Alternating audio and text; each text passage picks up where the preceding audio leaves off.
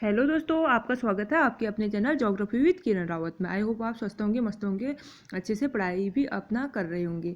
जैसा कि आप सभी को पता ही है कि यूटेट का एग्ज़ाम 24 मार्च को होने जा रहा है, तो हमारे पास बहुत कम टाइम है। इट मीन्स कि 24 दिन हमारे पास टोटल बचे हैं, तो इस बीच हमें अच्छे से तैयारी करनी होगी। SST सामाजिक विज्ञान, इसमें हम इकोनॉमिक्स से, ज्योग्राफी से, प्लस इसमें स्टेट लेवल के जो भी उत्तराखंड से संबंधित पर्व हैं या कोई भी ऐसी त्योहार, तो उससे रिलेटेड एंड नदी रिवर सिस्टम जो भी है उससे रिलेटेड कुछ 8-9 क्वेश्चन बनते हैं एंड करंट अफेयर्स भी बनते हैं।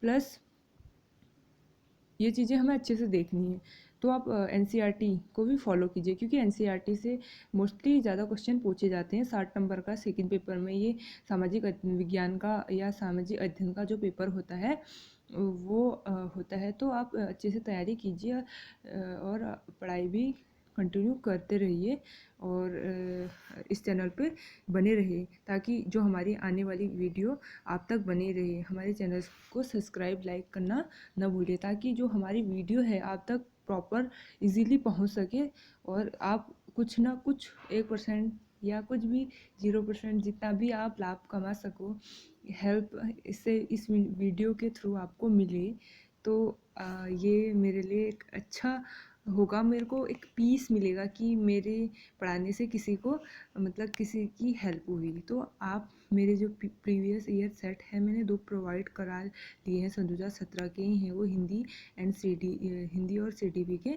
एंड मैं SST का कराने जा रही हूँ। फिर इसी प्रकार आपको सन 2019 और सन 2013-15 के जो यूटेट का एग्ज़ाम हुए थे उसकी जो प्रीवियस ईयर सेट है वो आपको इस वीडियो के थ्रू प्रोवाइड कराने की पूरी कोशिश रहेगी। ओके, ज़्यादा डिस्कस न करते हुए सन 2017 में क्या क्या क्वेश्चन बने थे उनके बारे में हम डिस्कस करते हैं। पहला क्वेश्चन बना था, सबसे पहले पत्थरों पर शिलालेख किस भाषा में थे?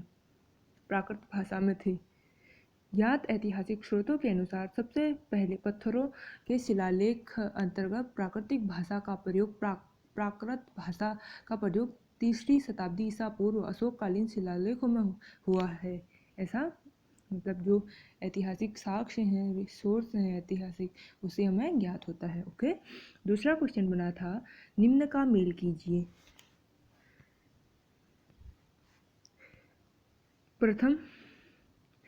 प्रथम जो बौद्ध परिषद था वो राजगृह, दूसरा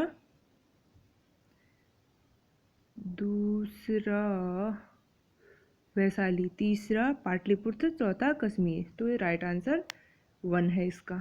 ओके, कृषि अनुसंधान संस्थान पर जानकारी प्राप्त करने के लिए मुगलकालीन स्रोतों में से कौन सा विशेष उपयोगी है? आईने अखबारी जो अकबरी है वो जो मुगलकालीन स्रोत हैं, मुगलकालीन जो कृषि संबंधित स्रोत हैं वो आईने अकबरी से मिलते हैं। जो आईने अकबरी है उसकी जो रचयिता है वो अबुल फजल हैं। आरा तथा जगदीशपुर में अंग्रेजों के विरुद्ध 1875 के विद्रोह का नेतृत्व किसने किया था? कुंवर सिंह ने किया था। ओके, निम्न में किसने लगातार 6 साल तक भारतीय राष्ट्रीय कांग्रेस के अध्यक्ष के रूप में कार्य किया? अबुल कलाम आज़ाद ने 6 साल तक भारतीय राष्ट्रीय कांग्रेस के अध्यक्ष के रूप में कार्य किया। ओके, तो इन्होंने कार्य किया था 1940 से 1945 तक, 1940 से 1945 तक। ओके, नेक्स्ट क्वेश्चन बना था, निम्न में किसने लगातार 6 साल तक भारतीय राष्ट्रीय कांग्रेस के अध्यक्ष के रूप में कार्य किया था? सॉरी, वो ही रिपीट हो गया। गुट निरपेक्ष आंदोलन की शुरुआत हुई थी, वर्ष 1960 में इसकी शुरुआत हुई थी। ये गुट निरपेक्ष उस टाइम पे तत्कालीन जो यूगोस्लाविया की राजधानी बेलग्रेड में हुआ था ये गुट निरपेक्ष। तो इसमें मिस्र के कर्नल नसीर, भारत के जवाहरलाल नेहरू तथा इंडोनेशिया के सुकर्णो की प्रमुख भूमिका थी गुट निरपेक्ष में। ओके, साफ़ी और हुनफी हैं, ये न्याय के इस्लामी सिद्धांत हैं। भूगर्भ विज्ञान व्याख्या करता है पृथ्वी के आंतरिक भाग का। भूगर्भ मतलब पृथ्वी के गर्भ में, पृथ्वी की आंतरिक सतह। तो इसका इजीली हमें पता चल रहा है पृथ्वी की आंतरिक संरचना ही होगा इसका right answer. Okay, next question बना था, तंबाकू का उत्पादन करने में भारत का विश्व में दूसरा स्थान है, जबकि चाइना का प्रथम स्थान है। खनिज सैलखड़ी उत्तराखंड राज्य के निम्न में से किस जनपद में नहीं? नोट पूछा गया। इस टाइप के क्वेश्चन भी अक्सर एग्जाम में पूछे जाते हैं, आप इसमें भ्रम ना हो, क्योंकि पूरा क्वेश्चन को आपको पढ़ना होगा। अगर आपने पूरा क्वेश्चन पढ़ा है तो आपका जो आंसर है वो राइट होगा। अदरवाइज़ हम जल्दीबाजी में ऐसा पढ़ लेते हैं तो हम गलत कर आते हैं, तो इसी वजह से हमारे मार्क्स में रुकावट होती है। इसलिए आपको ये नोट वाले क्वेश्चन अक्सर अपने कान खड़े कर देना होगा उस समय, और अच्छे से देखना होगा कि क्या नोट है, तो अच्छे से पढ़ना होगा सेंटेंस को। ओके, पौड़ी गढ़वाल इसका राइट आंसर है। कौन सा द्वीप मूंगे से बना है? लक्षद्वीप। नेक्स्ट क्वेश्चन है, नाभिकीय ऊर्जा के मुख्य स्रोत यूरेनियम एंड थोरियम। वायुमंडल गर्म हो जाता है, सूर्य की विकिरण से जो वायुमंडल है वो गर्म हो जाता है। सार्क का मुख्यालय कहाँ है? इसके उद्देश्य, जो सार्क है उसके उद्देश्य क्षेत्रीय सहयोग है, जबकि इसका मुख्यालय नेपाल काठमांडू में स्थित है। ओके, एक सरकार जिसमें राजा सर्वोच्च है लेकिन उसकी शक्तियां कानून या संविधान के तहत सीमित है, संवैधानिक राजशाही। पंचायती राज व्यवस्था की त्रिस्तरीय संरचना को स्वीकारने वाला पहला राज्य, जो पंचायती राज की त्रिस्तरीय संरचना थी उसको सबसे पहले स्वीकारने वाला राज्य राजस्थान था। निम्न में से कौन उत्तराखंड में महिला सशक्तिकरण के लिए ब्रांड एम्बेसडर है? ये है कविता बिष्ट। कविता बिष्ट जो उत्तराखंड में महिला सशक्तिकरण के लिए एम्बेसडर है। ये किसने चुना? ये एक एसिड हमले की शिकार कविता बिष्ट थी। इन्हें हरीश रावत सरकार ने ब्रांड एम्बेसडर फैसला लिया था।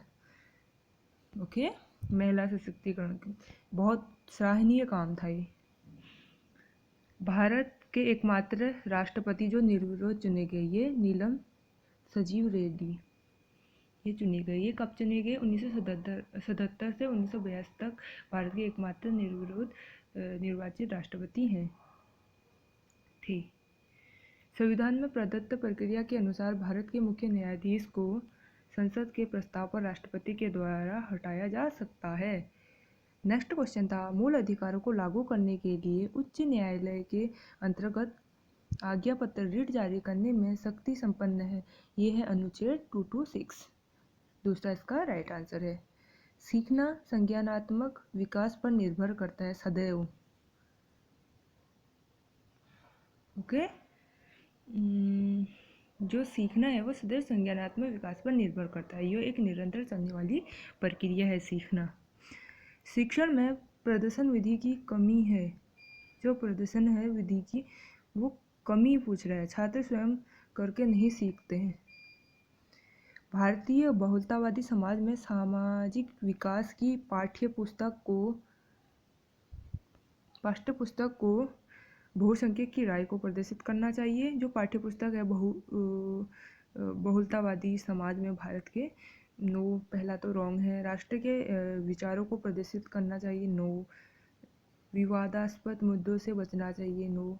क्योंकि पाठ्यक्रम में ये होना चाहिए सभी धर्म और सामाजिक समूहों को शामिल करना और उनका प्रतिनिधित्व, सभी को इक्वालिटी की भावना, समायोजन की भावना, सभी को एक प्लेटफॉर्म में लाना, न कि उनमें डिवाइडेशन करना। ये पाठ्यपुस्तक सामाजिक पाठ्यपुस्तक में ऐसा है, होना चाहिए। सामाजिक विकास की कक्षा में सामाजिक विज्ञान, मेरे को विकास ज़्यादा ही मेरे दिमाग में आ गया। सामाजिक विज्ञान की कक्षा में निदानात्मक और उपचारात्मक शिक्षण में शामिल होगा। इसमें उपचारात्मक इट मीन्स जो रिमीडियल टीचिंग है उसमें कठिनाई विशेष की पहचान करना और फिर उसे डायग्नोस करना। ये इसका राइट आंसर है। सामाजिक विज्ञान शिक्षक के रूप में आपका क्या लक्ष्य है? हमारा तो पहला लक्ष्य मानव का विकास, राष्ट्रीय एकता का विकास, सामाजिक, ये सभी एक शिक्षक, सामाजिक विज्ञान के शिक्षक में होने चाहिए ये गुण। इट मीन्स इसका राइट आंसर उपयुक्त सभी, ये सभी। सामाजिक विज्ञान में परीक्षा सुधार पर NCF 2005 का आधार पत्र पर बल देता है। ये सतत एवं समग्र आकलन, सतत कंटिन्यू एंड समग्र मीन्स समेटिव आकलन, यहाँ पे मेरे को समग्र का अर्थ वैसे नहीं आ रहा है टेक्निकल, तो ये होना चाहिए इसका राइट आंसर एनसीएफ के अकॉर्डिंग। विकास एक सामाजिक प्रक्रिया के अवलोकन की प्रक्रिया है, यह मत है, ये रॉबर्ट सीयर्स का मत है। निम्न में से कौन परीक्षण एवं त्रुटि अधिगम की अनिवार्य मांग नहीं है? जैव की चयनित गति। नेक्स्ट क्वेश्चन है, भारत में राष्ट्रपति पद के लिए प्रत्याशी का नाम प्रस्तावित होना चाहिए किन्हीं 10 निर्वाचन मंडलों के सदस्यों द्वारा। निम्न में से कौन सा किसी समस्या के सबसे अच्छे संभावित समाधान की ओर संकेत करता है? विवेचन चिंतन कौशल किसी संभावित समाधान की ओर संकेत करता है। भारत में निम्नलिखित राज्यों को उनके क्षेत्रफल के अवरोही क्रम में व्यवस्थित कीजिए। सही उत्तर के चयन हेतु नीचे दिए गए कोड का प्रयोग कीजिए। तो इसमें क्षेत्रफल की दृष्टि से सबसे बड़े से कम की ओर जाना है। तो सबसे बड़ा उत्तर प्रदेश है, दूसरा है पश्चिम बंगाल, तीसरा उत्तराखंड, चौथा गोवा। तो ये सिस्टमेटिक इसमें दिए हैं, तो ऑब्वियसली इसका आंसर पहला होगा। निम्न में से कौन भारत से समृद्ध नहीं है? थारका ये तो है, ये भी है मीमो पर्वत। थर्ड वाला नहीं है, तिएन शान पर्वत प्रणाली, ये भारत से संबंध नहीं है। मानचित्र बनाना किस उद्देश्य की पूर्ति है? एक कौशल की पूर्ति है, क्योंकि मानचित्र के लिए कौशल ज्ञान तो नॉलेज तो होगा ही, बुद्धि रुचि भी, लेकिन पर्टिकुलर एक कौशल अगर उसमें होगा तो उसमें पूरा ट्रेंड होगा और मानचित्र भी एक्यूरेट बनेगा। ओके, नेक्स्ट क्वेश्चन है, निम्न महासागरों को उनके क्षेत्रफल के अवरोही क्रम में व्यवस्थित कीजिए। सही उत्तर के चयन हेतु कोड का प्रयोग कीजिए। जैसे कि इसमें भी सबसे बड़े से छोटी की ओर जाना है, तो सबसे बड़ा प्रशांत महासागर है, दूसरा है अटलांटिक, चौथा वाला, और आर्कटिक है, नहीं सॉरी, तीसरा हिंद महासागर है अवरोही में, लास्ट है आर्कटिक महासागर। इट मीन्स इसका पहला आंसर है। निम्न में से कौन सी गैस ग्रीन हाउस गैसों को में सम्मिलित नहीं? इसमें भी नोट पूछा गया है, कान खड़े कर लो। नाइट्रोजन है, मीथेन है, कार्बन डाइऑक्साइड भी है, ऑक्सीजन इसमें नहीं है। तो इसका राइट आंसर पहला। मिलान कीजिए। नीति दर्रा ये चमोली में है, दारमा दर्रा पिथौरागढ़ में, डोडी ताल उत्तरकाशी में, देवरिया ताल रुद्रप्रयाग में। 4 3 2 1, इट मीन्स राइट आंसर पहला। मिलान करने वाले 10 से 15 के तक आते हैं आजकल एग्ज़ाम में। इस टाइप के क्वेश्चन ज़्यादा देखने को मिलते हैं, तो आप इन दर्रों के बारे में अच्छे से जानिए कहाँ पे क्या है, और उसी प्रकार मतलब कौन से डिस्ट्रिक्ट में क्या है। उत्तराखंड से रिलेटेड क्वेश्चन बहुत पूछे जाते हैं, मैंने फर्स्ट में भी इसके बारे में डिस्कस किया था आपसे। तो आपको इन चीज़ों का ध्यान रखना होगा और अच्छे से चीज़ों को देखना होगा। नेक्स्ट है, निम्न में से कौन सबसे अधिक उपजाऊ मृदा है? जलोढ़ मृदा। निम्न में से किस प्रांत में स्त्री साक्षरता दर सबसे कम है? सबसे कम हरियाणा में है। अगर इसमें बिहार दिया होगा तो आप बिहार को करना, क्योंकि बिहार में सबसे कम स्त्री साक्षरता दर है, लिटरेसी, जबकि हरियाणा में भी है। लेकिन अगर हरियाणा इसमें दिया नहीं है तो सॉरी, बिहार इसमें दिया नहीं है, अगर दिया होता तो उस पर आप टिक करते, क्योंकि सबसे कम पूछा है। निम्न में से कौन सी ऊर्जा गैर परंपरागत ऊर्जा स्रोत नहीं है? प्राकृतिक गैस। निम्न में से किस स्थान पर भारत का प्रथम आणविक ऊर्जा केंद्र स्थापित किया गया? ये तारापुर में स्थापित किया गया। ओके, ये तारापुर में स्थापित किया गया। और कब किया गया?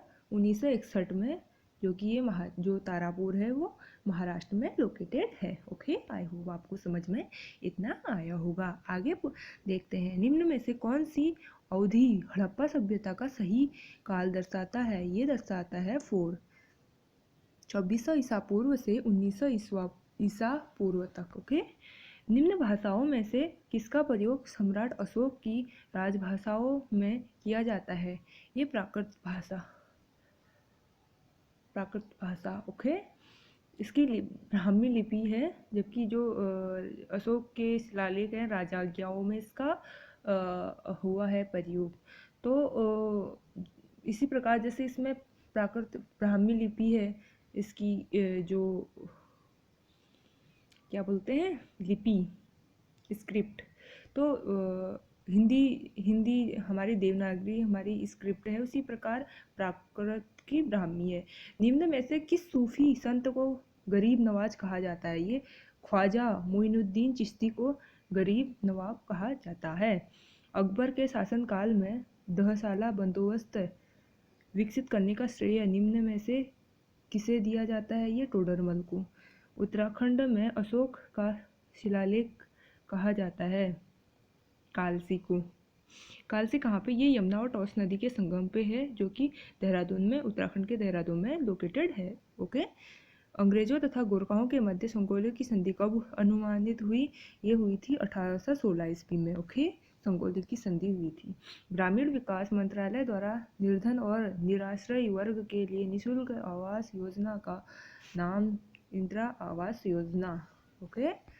सामाजिक विज्ञान की एक अच्छी पाठ्य पुस्तक का चुनाव करते समय आप किन बिंदुओं पर विशेष ध्यान देंगे?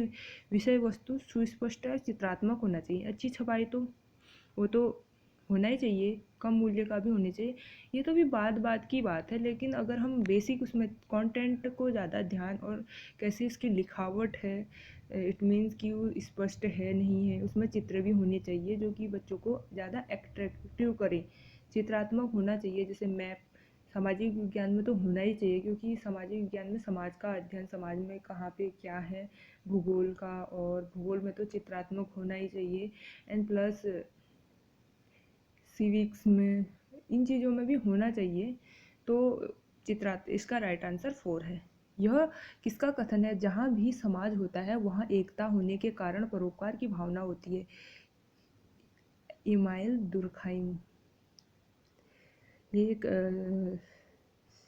सोशियोलॉजिस्ट हैं, समाजशास्त्री हैं। निम्न में से the Protestant ethic and the spirit of capitalism का लेखक कौन है? जिन्होंने ये लिखी है, ये पुस्तक लिखी है, the Protestant ethic and the spirit of capitalism. इसके जो लेखक है, राइटर है, वो मैक्स वेबर है। ये भी एक समाजशास्त्री हैं। ओके। नेक्स्ट क्वेश्चन है, निम्न युग्मों में से कौन सा सही नहीं है, सम्मिलित नहीं है? कौन सा गलत है? इसमें भी नोट पूछे हैं, कान खड़े कर लो। सती प्रथा का उन्मूलन, ये तो राजा राममोहन। विधवा पुनर्विवाह एक्ट, ईश्वरचंद्र विद्यासागर। बहुविवाह, ये गलत है क्योंकि सेहत खान ने ये नहीं किया है। बाल विवाह का ये हरविलास शारदा। निम्न परिणामों में कौन सा हरित क्रांति के परिणामों में मेल नहीं खाता है? इसमें भी नोट पूछा गया है। ये नई तकनीक के कारण कृषि उत्पादन में अपार वृद्धि हुई है। ये तो ऑब्वियसली ये भी बेस है। इसका मेन मोटिव ये रहा, हरित क्रांति मुख्य छोटे तथा निर्धन किसानों के लिए लाभदायक रही। उत्तराखंड की निम्न जनजाति को प्रदेश में उनकी जनसंख्या के प्रतिशत के अवरोही क्रम में व्यवस्थित कीजिए। सही उत्तर के चयन के लिए नीचे दिए गए कोट का उपयोग कीजिए। तो जो उत्तराखंड में है, सबसे ज़्यादा उत्तराखंड में कौन सी जनजाति है? ये जौनसारी है, फिर उसके बाद राजी है, फिर थारू है। पहले जौनसारी है, फिर थारू है, फिर राजी फिर बोक्सा है।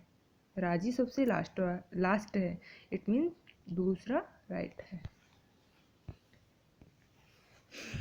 मध्यकालीन उत्तराखंड राज्य के पवार वंश के शासकों को उनके शासनकाल के प्रारंभ होने के वर्ष से सम्मिलित, इसमें वर्ष दिए गए। अजय पाल 1993, मेरे को 1900 की इतनी वो लग गई है गलत। अजय पाल 1493 में, महिपति शाह 1624, ललित शाह 1772, जय कीर्ति शाह 1780। तो इसका राइट आंसर थर्ड होगा, सी, थर्ड। यह संकल्प निम्न में से किस में से लिया गया है? कौन सा संकल्प पढ़ते हैं? अल्पसंख्यक, पिछड़े तथा आदिवासी क्षेत्र, दलित एवं पिछड़े वर्गों को पर्याप्त संरक्षण प्रदान किया जाएगा। यह भारतीय संविधान के उद्देश्य विषयक संकल्प में प्रमुख बिंदु है। उस राजनेता को पृथक कीजिए जो कि गुट निरपेक्ष आंदोलन में समृद्ध नहीं था। निकिता ख्रुश्चेव। 1776 ईस्वी की स्वतंत्रता की घोषणा का प्रमुख लेखक कौन था? ये टॉमस जेफरसन था। नेक्स्ट है, निम्न में से कौन सा देश नाटो का सदस्य नहीं है? क्यूबा नाटो का सदस्य नहीं है। यूए, कनाडा या ब्रिटेन नाटो के सदस्य हैं। मध्यकालीन निम्नलिखित सब में मतलब एक बार एक रटन विद्या जैसा भी आ ही गया है दिमाग में, रटने की जो आदत होती है ना वो। तो नेक्स्ट क्वेश्चन है, मध्यकालीन उत्तराखंड की राजशाही द्वारा लिए जाने वाले कर कटक का संबंध है। ये सेना के लिए लिया जाने वाला कर है। उत्तराखंड में ऐपण का संबंध है। ये लोक चित्रकला से है। ऐपण उत्तराखंड की लोक चित्रकला है। यह मुख्यतः शुभ अवसरों पर बनाई जाने वाली रंगोली का एक प्रकार है। इसका प्रमुख क्षेत्र कुमाऊं है उत्तराखंड में। ओके, आई होप आपको इतना समझ में आया होगा। और अगर आपको समझ में आया तो हमारे चैनल को लाइक सब्सक्राइब करना न भूलें, ताकि हमारी आने वाली वीडियो आप तक इजीली पहुंच सके। ओके, थैंक्स, टेक केयर, और अपनी तैयारी को भी प्रॉपर तरीके से कर रही। Okay, bye.